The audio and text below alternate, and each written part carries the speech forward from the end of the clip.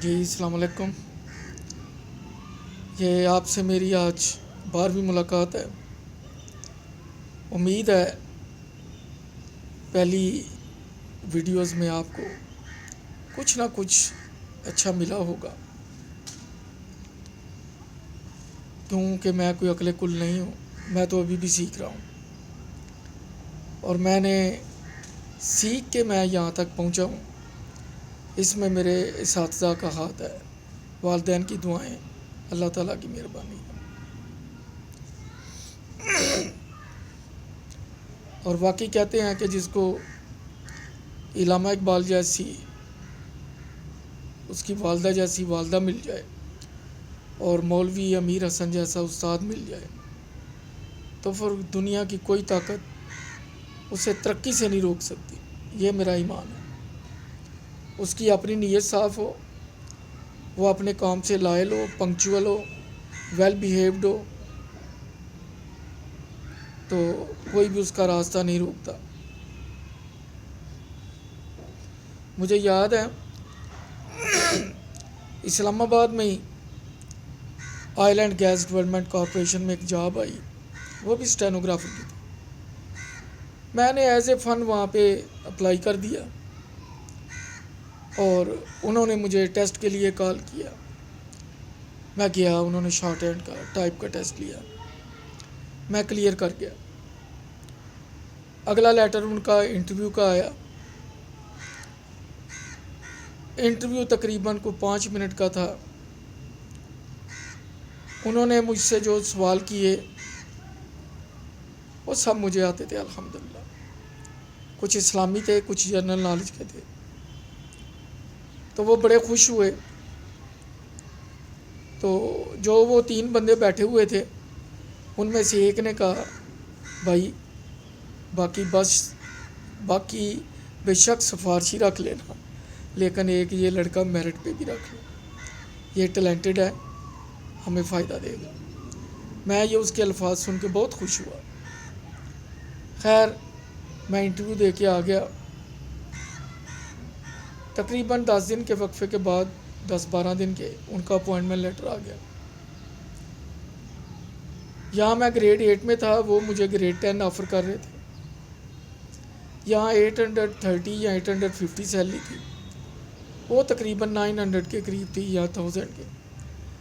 میں نے کہا میں ایک شرط پہ آؤں گا کہ اگر آپ مجھے اکاموڈیشن دیں۔ وہ کہنے لگے جی آپ جوائن کر لیں، اکاموڈیشن کا آپ کا مسئلہ جو ہے وہ بعد میں حل کر دیں گے۔ میں نے کہا نہیں، پلیز میرے ساتھ آپ کمٹمنٹ کریں، کیونکہ اکاموڈیشن میری مین پرابلم تھی۔ میں تقریباً سال سوا سال میں 4 کوارٹر بدل چکا تھا۔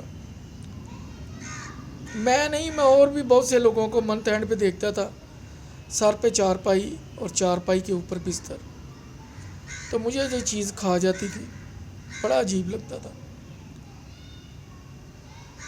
خیر میں ان کی اگلی رینک کا انتظار کرتا رہا۔ اس درمیان میں ملیشین ایمبیسی میں کچھ پوسٹیں آئیں، میں نے اپنا بایو ڈاٹا بھیجا، سی وی بھیجا۔ خیر انہوں نے مجھے بلائے بغیر ہی لیٹر بھیج دیا، آفر لیٹر، کہ gentleman please join Malaysian embassy as a public relation officer. تو میں نے کہا ٹھیک ہے، I will tell you later on. اب اس درمیان میں سیالکوٹ گیا تو مجھے پتہ چلا کہ میرے ویزے کی اپروول نکل آئی ہے، اور میرا ویزا اور کچھ نہیں تو 1 مہینے کے اندر اندر آ جائے گا۔ اب میرے جتنے بھی پروگرام تھے وہ سارے وائنڈ اپ ہو گئے۔ اب میری اگلی منزل پہ نظر تھی، لیکن ویزا مسقط سے پرائیویٹ آنا تھا، کسی گورنمنٹ ڈپارٹمنٹ کا نہیں ہونا تھا، یہ مجھے پتہ تھا۔ اور بائی کی وہاں پہ الیکٹرانک کی شاپ تھی، اسپیئر پارٹ رکھے ہوئے تھے، ٹی وی رکھے ہوئے تھے، ساتھ ریپیئرنگ ڈیسک بنایا ہوا تھا، اور ان کو گئے ابھی تقریباً سال سوا سال ہوا تھا۔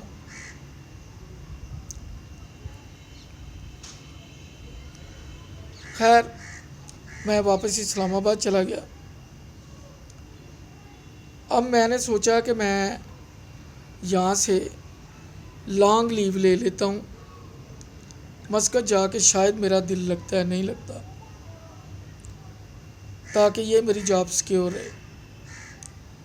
اس میں نے لکھا کہ میں اپنا مکان وغیرہ کچھ ایکسٹینشن کرنا چاہتا ہوں، اس کی کنسٹرکشن کر کے، تو مجھے 6 ماہ کی چھٹی دی جائے، کیونکہ میری زیادہ جاب 75 سے 81 تک ڈی سی آفس میں تھی۔ منسٹری میں ابھی بڑی مشکل سے سال ہوا تھا، تو میں ان کی ٹرم اینڈ کنڈیشن پہ میری اپلیکیشن پوری نہیں اترتی تھی، تو بس یہی سمجھیں کہ انہوں نے ریفیوز کر دیا۔ اب میرے پاس ایک ہی آپشن تھی کہ میں نے مسقط جانا ہے اور ریزائن دے کے جانا ہے اور بیڑیاں جلا کے جانا ہے، اس کے بعد میرے پاس کوئی اور آپشن نہیں تھی۔ خیر میں واپس اسلام آباد ہی تھا، تو میں نے وہاں اپنا ریزگنیشن اپلائی کرنے کا سوچا، لیکن اس سے پہلے میں نے 1 ہفتے کی لیو کا ان کو بھیج دیا۔ وہاں پہ میرے دوست وغیرہ تھے، میں نے ان سے بھی مشورہ کیا۔ میرے بڑے پیارے دوست آج کل آسٹریلیا میں ہیں، زاہد ہے ان کا نام، ان کے بڑے بھائی شاہد تھے، طاہر، واحد، آحد، وہ تو ان سے چھوٹے تھے، تو یہ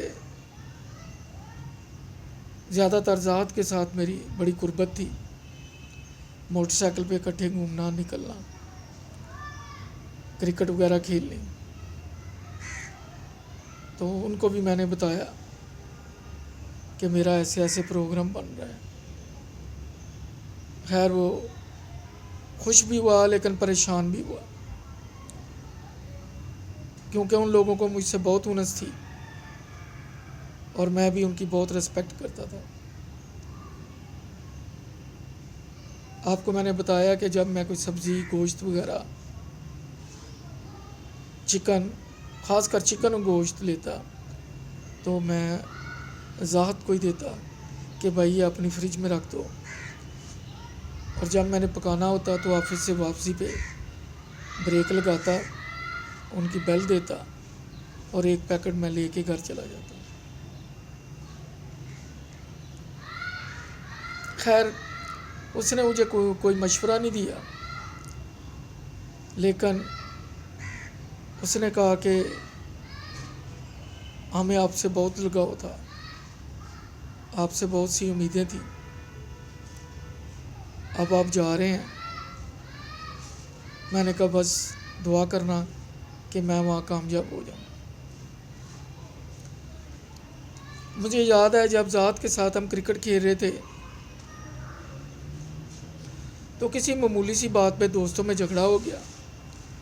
ذات کے دوست نے اسے پتہ نہیں کس طریقے سے مکہ مارا جو اس کے جبڑے پہ لگا اور اس کا جبڑا ٹوٹ گیا۔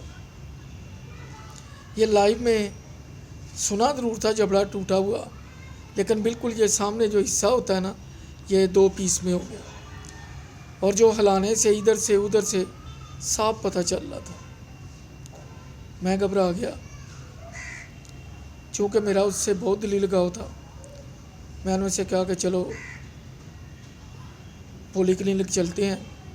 ارجنٹائنا پارک کے ساتھ ہی پولی کلینک ہاسپٹل ہے، اور جہاں ملوڈی چوک ہے وہاں سے بڑی مشکل سے پیدل بھی جائیں تو 10 منٹ کا ہے، بائک پہ تو 2-3 منٹ کا ہے۔ وہاں چلے گئے، انہوں نے کہا نہیں جی پہلے اس کی پولیس رپورٹ ہوگی۔ پھر ہم آپارا تھانے میں آئے، وہاں ہم نے رپٹ درج کرائی، ایک پولیس والا ہمارے ساتھ گیا،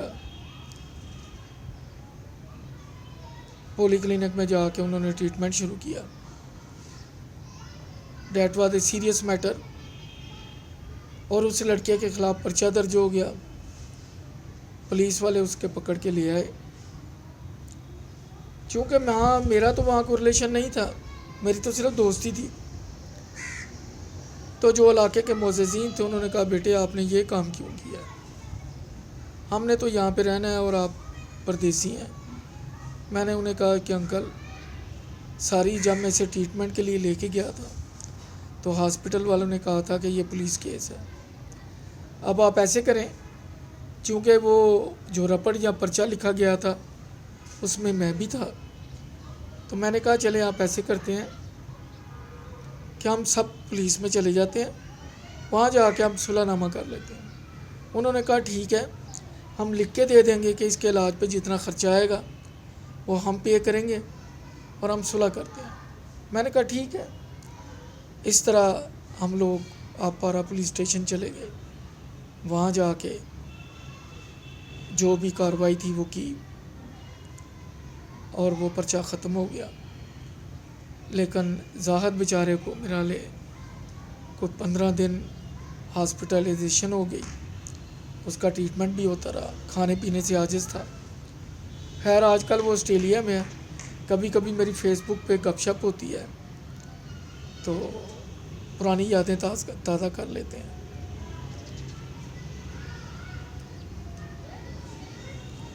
اب میرا تقریباً آخری مہینہ ہے اسلام آباد میں، اگلی ملاقات میں انشاءاللہ وہاں سے روانگی کا حال بتاؤں گا۔ اپنا خیال رکھیے گا، اللہ حافظ۔ اور خاص کر آج کل جو کرونا کی وبا آئی ہے اس میں اپنا خیال رکھیے گا، be aware of corona, don't make a gatherings please, have a distance, have a social distance, من فضلک جمیع ناس اسما لا تسوی جمع مکان واحد، من فضلک سوی احتیاط من هذا وائرس کرونا، اللہ طول عمرک۔ اوکے، اللہ حافظ، اللہ تعالیٰ آپ کو خوش رکھے، آپ کا رمضان بخیر گزرے، خدا حافظ۔